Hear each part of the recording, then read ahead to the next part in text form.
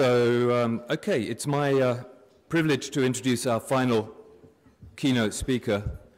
Professor Jacques Rancière, Emeritus Professor of Philosophy at the University of Paris-8. Jacques Rancière is probably the most formidable French philosopher currently working on questions of aesthetics.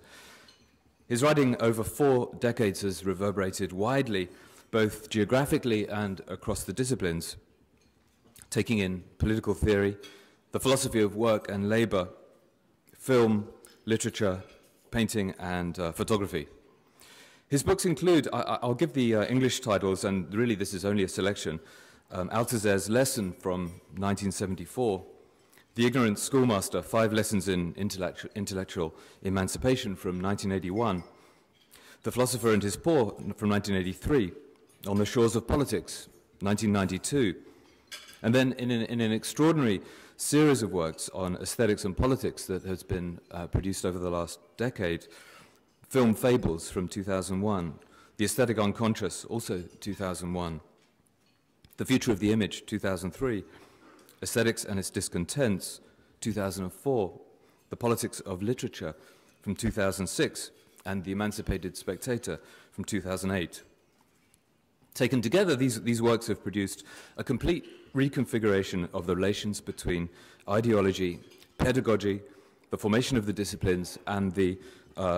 politics of artistic production and reception. Rancière has not produced a systematic theory of the novel, yet his many writings on aesthetics, it seems to me, constitute the most significant contribution to novel theory in the last 30 years. When Rancière talks about the appearance of the literary regime, the decisive historical development that around the turn of the 19th century introduces in Rancière's remarkable phrase, a redistribution of the sensible to the European aesthetic tradition, it's primarily the world of the novel he's talking about. For Rancière, the novel designates in the first instance what is conventionally known as the 19th century realist novel. But Rancière's account of the novel, most notably his insistence that realism has nothing to do with representation, has huge implications for the entire chronology of the novel through successive phases of realism, modernism, postmodernism, and beyond. In Rancière's account, the formal principles of the novel, most clearly staged in Madame Bovary, have not altered substantially, despite the developments that took place in the novel during the 19th century. Shifts that are held by most critics to be radical and consequential. For Rancière, by contrast, it is with Flaubert and not Beckett or Pynchon, for example, that the novel awakens to the fact that literary language is no longer determined by any relation of appropriateness to its subject matter.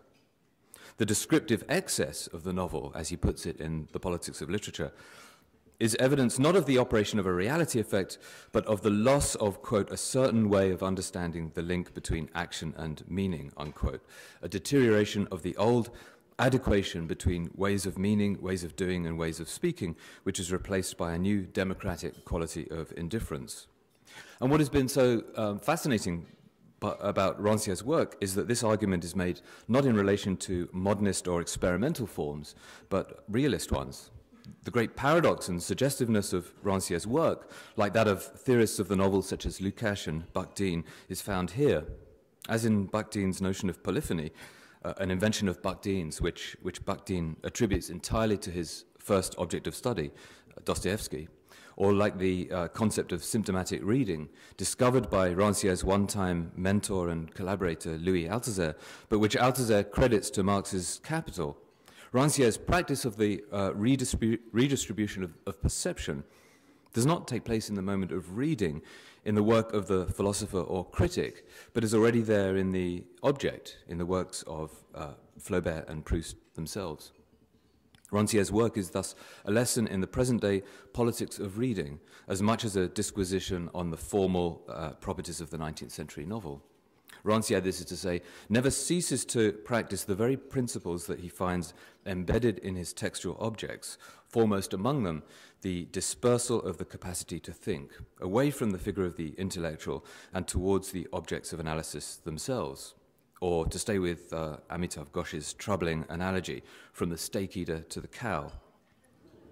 Rancière is one of the great minds of our era, and we're delighted that he has accepted our invitation and is here to participate in the inaugural conference of the Society for Novel Studies. His talk today is entitled The Wandering Thread on the Rationality of the Novel. So let's give a tremendous welcome to Professor Rancière.